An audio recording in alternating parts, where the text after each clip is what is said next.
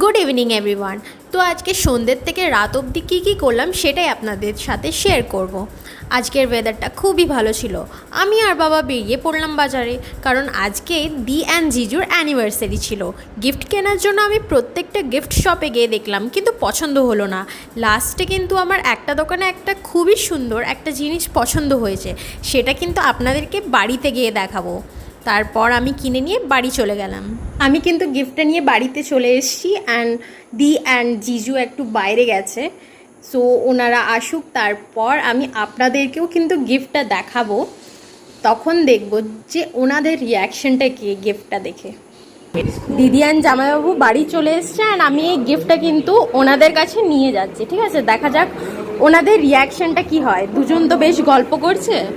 এই তো কি জিজু, ঠিক আছে, হ্যালো। তো আমি কিন্তু তোমাদের